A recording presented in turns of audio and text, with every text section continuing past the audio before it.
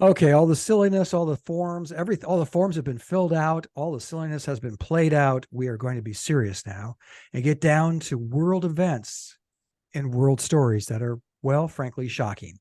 I'm Scott Standis, coming to you from the right. And I'm Ted Rall, coming to you from the left. For some reason, we're sounding very NPR-ish. Well, we're trying to make up for that silly outro that we did at the end of the second segment. Yeah. Early this morning, I mean, Ted and I trade articles all the time, as friends do. This one happens to come from IntelliNews, and it's fascinating, and it also plays It into was the also in narrative. Reuters, which you may have heard Is of. it Reuters? Okay. Yeah. But it plays into what Ted and I have mentioned, particularly Ted. I'll give Ted the credit here. The headline is former German leader Schroeder or Schrader? I can't remember if it was Schroeder, right? Schroeder Schroeder. divulges more detail on thwarted Russia-Ukraine peace deal. And it turns out, according to Herr Schroeder, that he was on a negotiating team in 2022. Well, here I'll just read the article, the first couple of graphs. Former Sure. German Chancellor Gerhard Schroeder is the latest figure to confirm that a Russia-Ukraine peace deal was nearly reached in the spring of 2022. He discussed the apparent near success that could have brought the war in Ukraine to an early end in an interview with Berliner Zeitung, such a beautiful language, on October 21st. Quote, at the peace negotiations in Istanbul in March 2022 with the now defense minister of Ukraine, Rustem Romarov, the Ukrainians did not agree on peace because they were not allowed to. For everything they discussed, they first had to ask, as you sitting down, the Americans, Schroeder told the German newspaper. He goes on to say they were close to a peace deal, but the Americans put the kibosh because they wanted to keep the Russians occupied in their proxy war. Here are the details of the deal. Now, tell me if you listen to this podcast with any regularity, tell me this doesn't sound familiar. According to Schroeder, the deal would have included the following main aspects. 1, Ukraine would abandon its NATO aspirations. 2, the bans on the Russian language in Ukraine would be removed. 3, Donbass would remain in Ukraine, but as an autonomous region, Schroeder, like South Tyrol. 4, the United Nations Security Council plus Germany should offer and supervise the security agreements. And 5, the Crimea problem would be addressed. The only part of that is the Crimea thing. Ted is convinced that Crimea is going to be Russian now and in perpetuity. I think it should be given back to Ukraine. But regardless, they were proposing and apparently close to agreeing to what Ted and I have been talking about for the last 2 years. Or a year and a half since the war started. And this is where it's going to end up. We all know it. The world knows it. And now it's confirmed by this. Ted, I mean, you are Congressman Ted Rall, and now Ukraine funding, giving them more billions of dollars. We have given them hundreds of billions of dollars in weapons. That, doesn't include the weapons we've handed to them. Say, hey, you're the owner of a new F-16. Congratulations. Here's the keys. If you put any dents in it, pound them out for us. I have done a 180 on this issue, Ted, as you know, in large part talking to you. As my wife said, do you still support Ukraine, or are you listening to Ted? That's a quote. But as this thing dragged on, and particularly in the last few months when they canceled first off the elections for the assembly, and then they canceled the presidential elections. I'm thinking, okay, we can't keep calling this a democracy if they're not, democratic. It just, it's True. It's like calling my eyes blue when they're actually not. Right. No, I mean, Ukraine is not a democracy. That's not anything anyone can debate. I mean, it's under martial law. It's under martial law. You can be shot if you're out after a certain hour. All public assemblies and demonstrations are banned. So if somehow one of the opposition candidates broke out of house arrest, where they're all being kept by armed guards, by Zelensky's goons, and tried to hold a campaign rally, that would be banned. They would be arrested or worse. All opposition newspapers radio stations, websites, magazines, television stations are all banned in Ukraine. So I guess that you could technically have a democracy without a free press. You wouldn't have a very good democracy, but you'd have a democracy. But if you don't have elections, you're not a democracy. That's the number one metric of democracy. Is that so? Are you surprised by this article at all? I was a little shocked at the fact that it was so brazen. Former Chancellor Schroeder was very forthright. I mean, look, here's the thing. Basically, the US and Russia, in other words, Putin and Zelensky, they had a deal. The Crimea thing, look, I would, if I were advising the Ukrainians, I would tell them, look, don't ask for something you don't want. Crimea is over 90% ethnically Russian. They really don't want to be in Ukraine. So, if you want, and they've been annexed in, I mean, they voted for it. The truth is, it's an accident of, it's a really dumb way that they ended up becoming part of Ukraine. Do you know how that happened? It was like to celebrate the some kind of anniversary during the Soviet period, and Premier Khrushchev took. Oh, I thought it was Stalin. I think it was Khrushchev.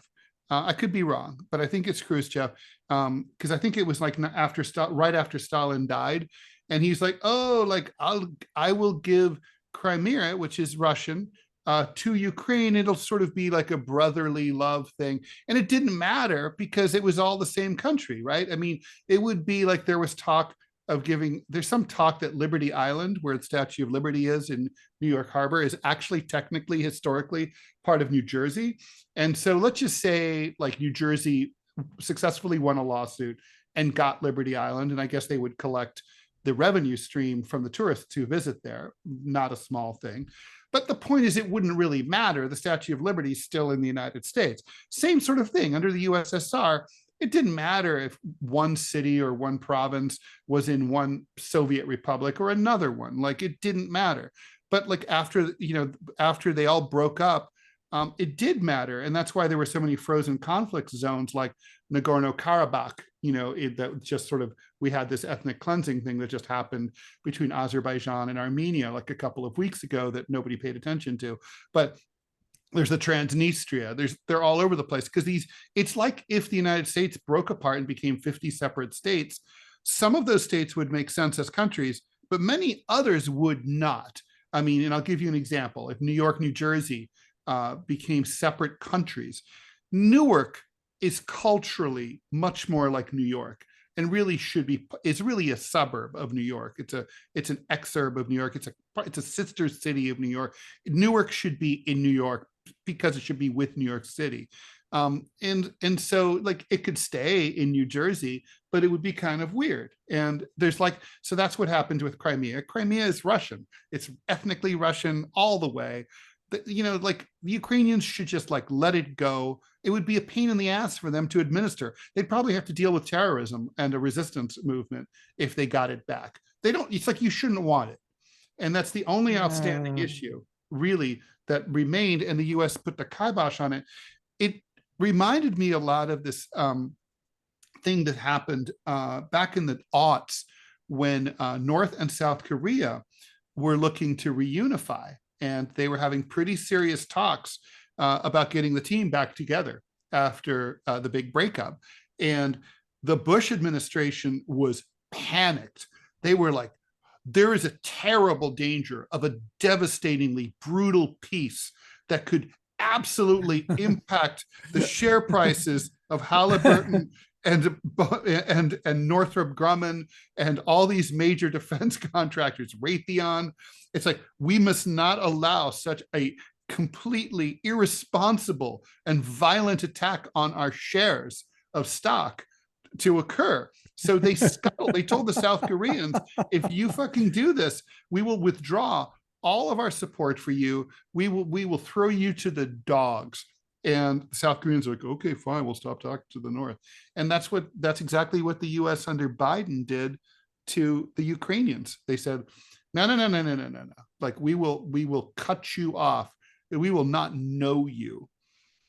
Well, tell me that you don't get this from your lefty friends too, because it's weird that the Democratic Party has become the war party.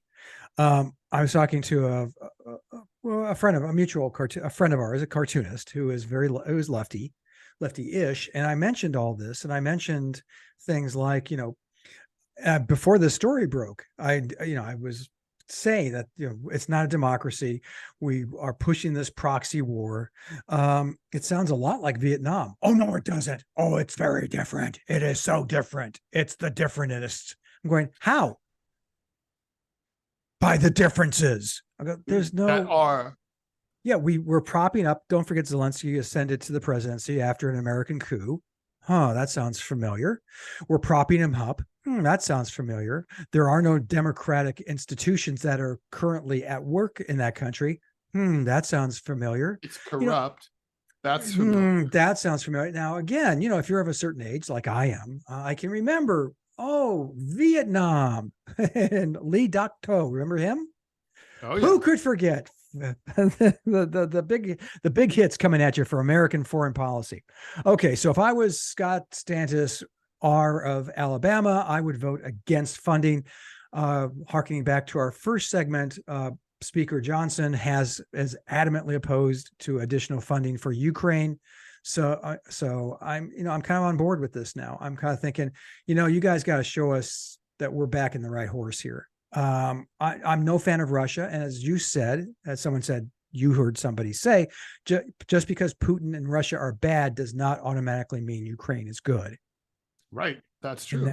Okay. So now the other just funding, like I say all the time, just because Trump is bad does not mean Biden is good. There you go. Exactly. So the second part of the foreign policy equation facing America today, and especially funding, and that's Israel. Following the horrific attacks of Hamas, now the death toll is up to 1,400. It looks like Israel has pretty much exacted its pound of flesh in that it has killed twice that many people in Gaza with its bombing crew. And this is even now before what looks to be an invasion, a ground invasion of Gaza.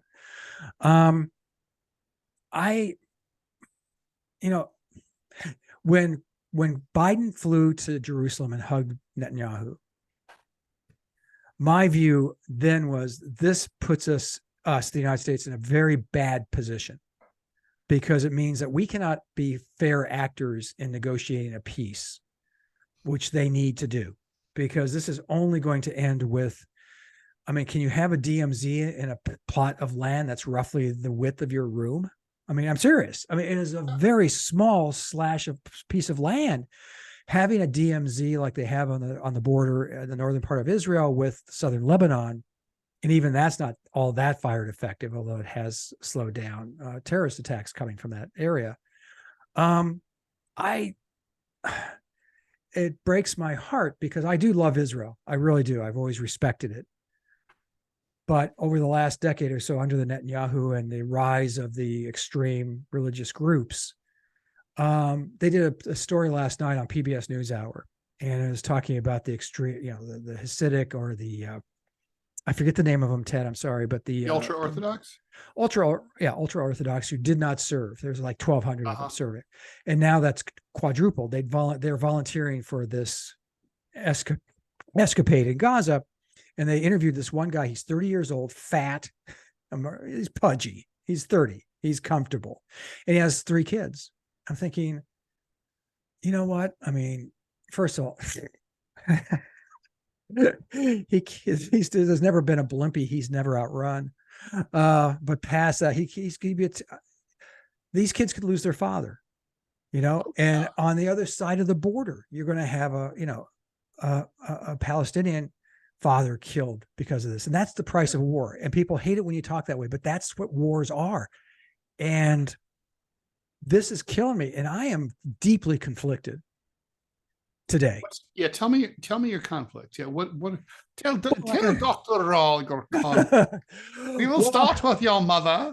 She wore a yarmulke for reasons no one could discern. No, I love Israel. I told you, when I was in high school, they had a recruiter going around the country, and I wanted to volunteer for the Israeli army, because this is 1977. And America was wussy. We weren't really sure about our own democracy. And here's a little country kicking ass on all of its neighbors who at one time or another had invaded it, It was the only democracy in the region. I mean, I really, really felt that this was, this is something I could fight for. They did ask, are you Jewish? No. Do you read or speak Hebrew? No. What kind of health are you? Do I you mean, like great bagels? health. I love bagels, especially with a schmear. But they said, "Oh, what kind You of health like are you?" Larry David? I'm in good day. I'm in good health, except I'm legally blind in my left eye. And they just went, "Perhaps it's better you stay in America and fight the fight here." So they didn't want me, which I totally, in hindsight, thought, well, that was They were preposterous. correct. Yes. Yes, That they reminds made. me of the time that I was desperately looking for work, and I walked up to the foreman at a construction site to inquire about doing construction. Now, I was a young guy. I was in my 20s. And the foreman said, stick out your hands. And he goes, he started laughing and he goes, son, those hands are made for counting money. Now get the fuck out of here.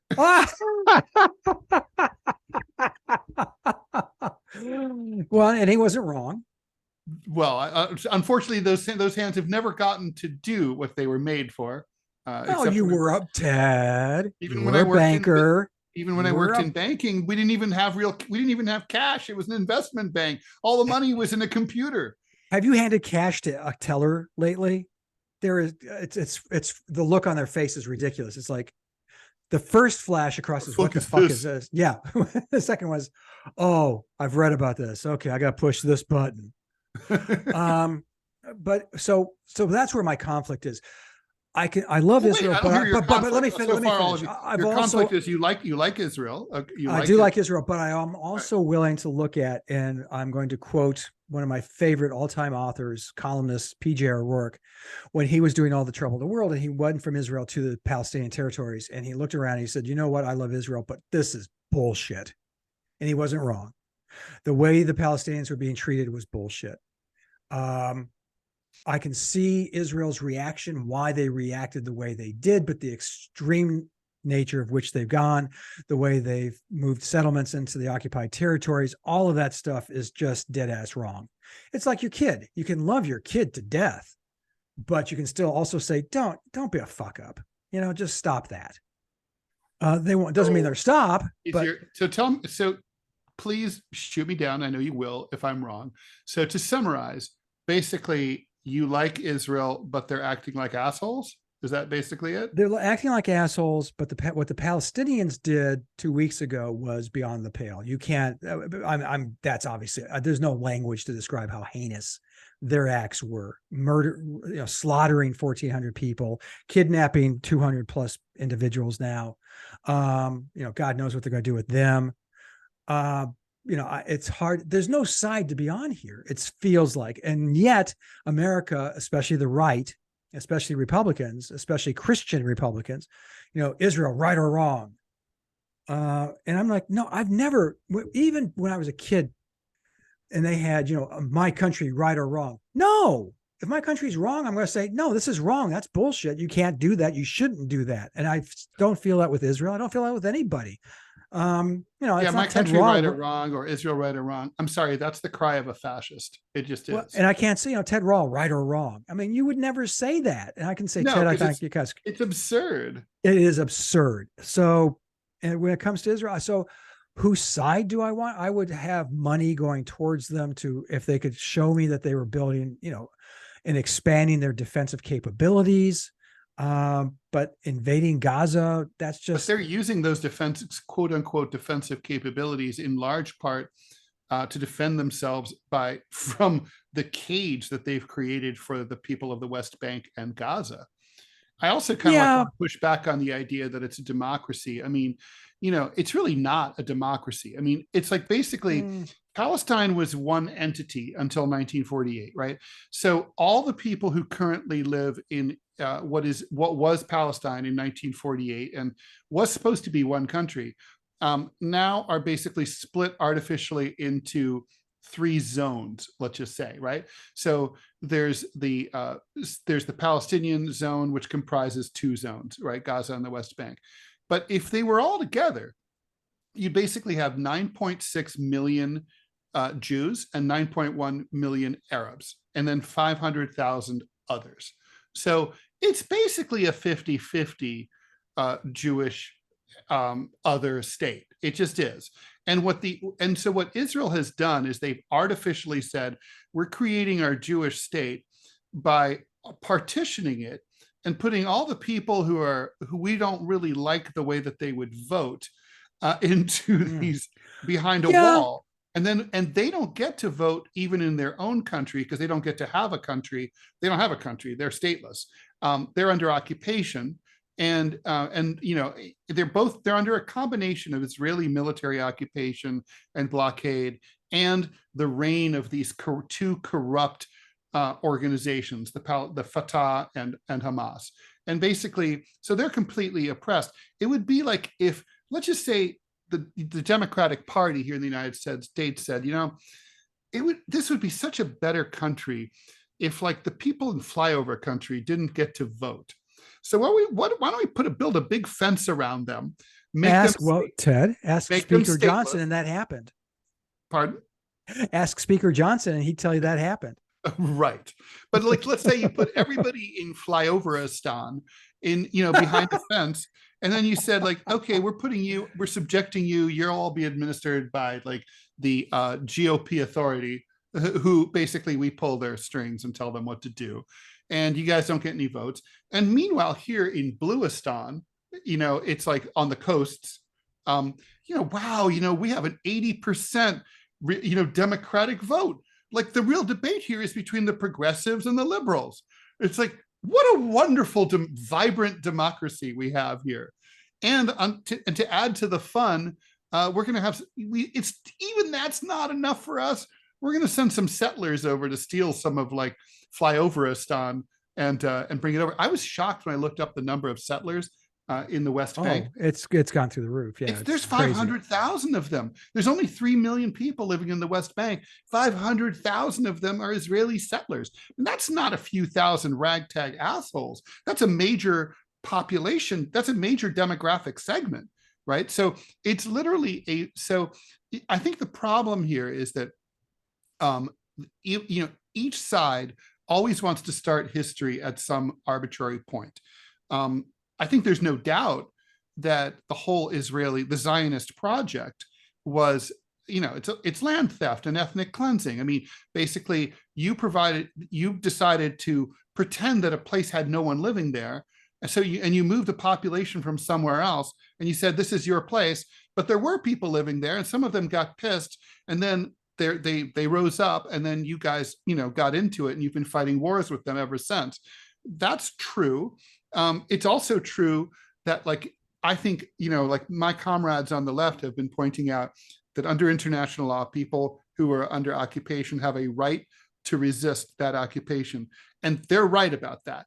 Now, but what happened on October 7th was not a legitimate resistance tactic, in my view, because you're not allowed to target civilians.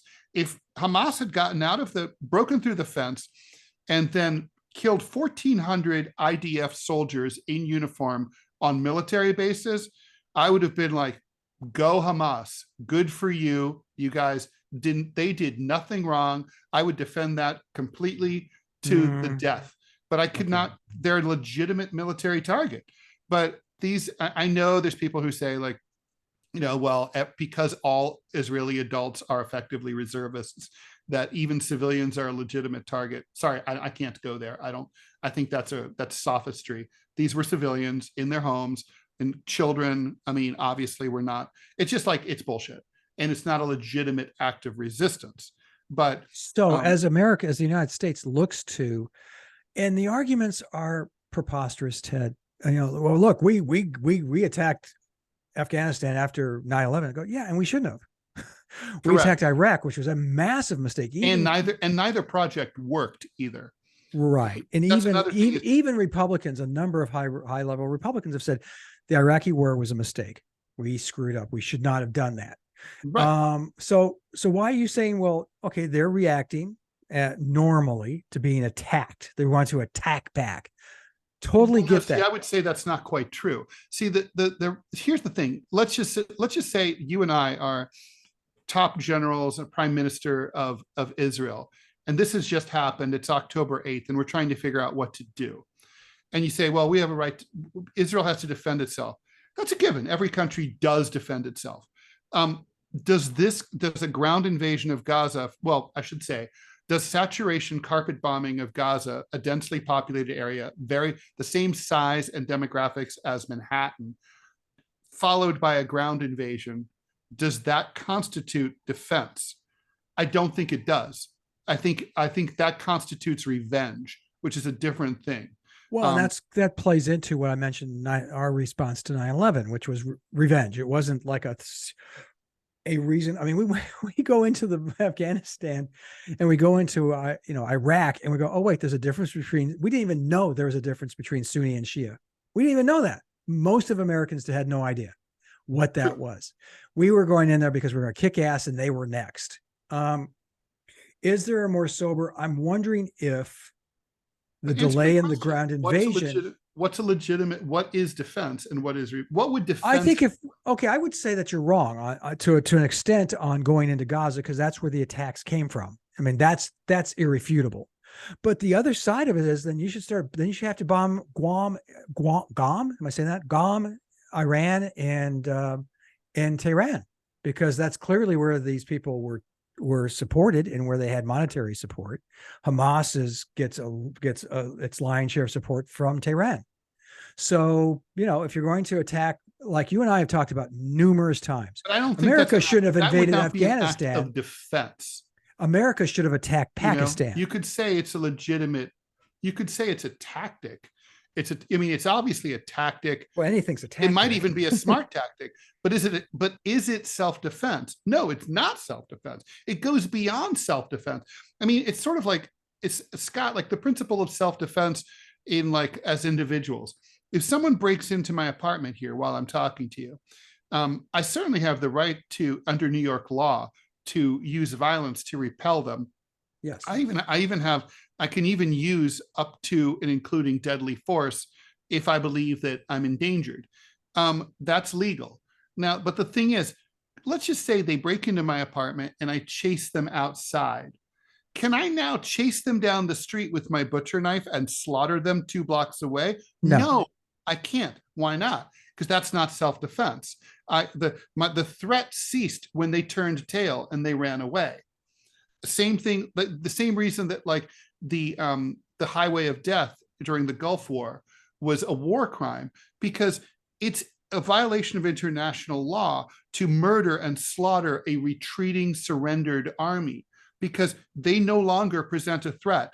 They were fighting with you. It's sort of like in warfare. You capture a POW, they come out of their foxhole with their hands up. I know you're mad, but you're not allowed to shoot them or hurt them, because now they're no longer a threat under international law.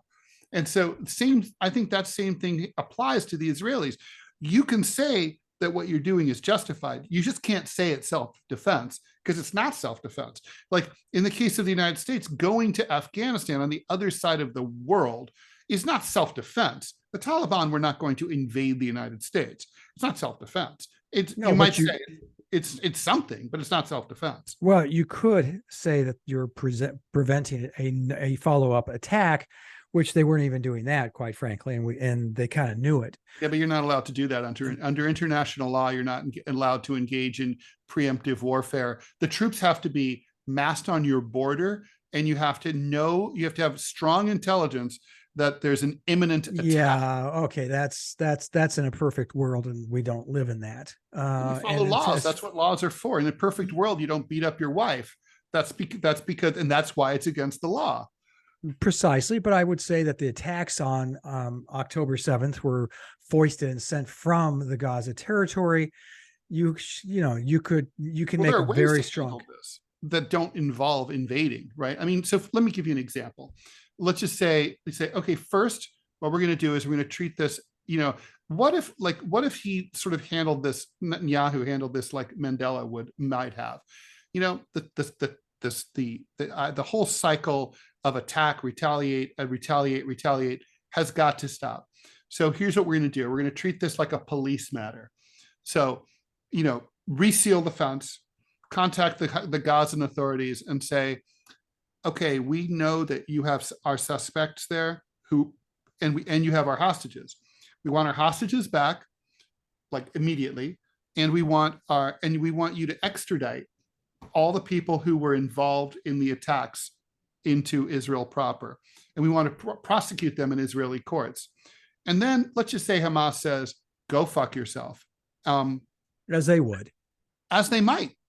They At would. that point, then Israel might have a better claim to like go in and like maybe in a more precision way that doesn't involve carpet bombing of civilians, go in, send in commandos, raided Entebbe style, and like, you know, decapitate the Hamas political leadership.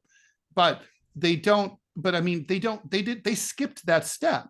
And I think you have to give people a chance to do the right thing before you just jump in and assume they won't. And it's also for the internet, it's for the world. I mean, just think about it. You know, just 2.5 weeks ago, less than 3 weeks ago, the world had Israel had the world's sympathy for what had happened on October 7th. They've taken a big dump on the memory of the 1,400 Israelis, many of whom were peace activists attending a peace concert, who died. And basically they took a shit on that. And then the right-wing government of Israel, whom those victims, the vast majority of them, voted against and would have hated, those people, like, you know, they took advantage of the situation to wallow in militarism and bloodshed.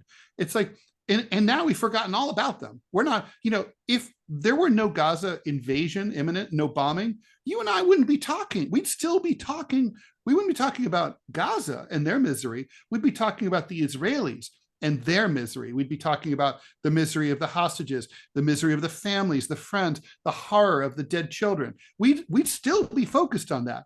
It's the Israeli government that took a crap all over that. And now we're not, it's in the same way that after 9/11, you know, Le Monde published the headline, "We are all Americans," right? Like, Bush took a shit on that by invading everyone. And then like, so we forgot all about 9/11. It was only 2 countries. Jesus, Ted, don't over exaggerate. There were a lot of other side projects that we don't talk about. Well, You know. that are still a fucking mess. Libya, Somalia. Anyway. So, okay, we're going to leave it at that. Ted, where can I, as an American, find all things Rall? Well, as a patriotic American listening to the most patriotic and totally American podcast available anywhere in America, which is, of course, not only the best country on world, it's the only real country in the world. You can check me out at Russian State Media on Radio Sputnik, Monday through Friday. I'm until 12 noon on the Final Countdown, co-hosted with Angie Wong. Probably the best place to check it out is Rumble. You don't have to listen to it live that way. Also go to whowhatwhy.org for my cartoons, Rall.com for my cartoons and columns. Probably, gocomics.com/Ted Rall, and also Centerclip, where you and I, Scott, both do short little micro podcasts of 30 seconds to 5 minutes long about everything that we want, and including there's a topic of the day that we usually do with something about.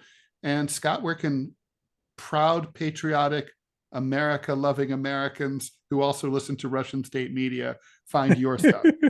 Well, speaking from real America, where I am right now, just saying, you can, what? Although only for now, until we partition. And yes, then, until we break up into 4 or 5. We're going to have a podcast talking about the partition of America, north of the American country, but that's another time for another podcast. In the meantime, go to gocomics.com/Scott Stantis, one word, see my editorial cartoons, gocomics.com/Prickly City and see my comic strip. You can also go to chicagotribune.com/opinion, see a gallery of the work I do for them. And as Ted mentioned, go to Centerclip and listen to those podcasts, 30 seconds to 5 minutes long. I kept going back and forth yesterday, Ted, on the speakers, because I made a bold prediction that no way in God's green earth is Johnson going to be the next speaker. Well, wah wah. So I had to have like Bigly. three different podcasts, and my last one was, well, I fucked up, I was wrong, and every time I recorded it, it came back and says, this is too short. It has to be at least 30 seconds long. I go, Because yeah, you have to wallow in your wretchedness. yes, you have to It's a wallow Protestant algorithm. and your wrongness. So anyway, but it's still very much worth listening to. Centerclip.com. Give it a download the app, or let's go to the pet webpage and listen to it. So Ted, as always, a joy. Always. And we'll never win the Pulitzer. So there's that. So No, woohoo. but that was funny. All right. It was. Okay. See you later, man. Bye. All right.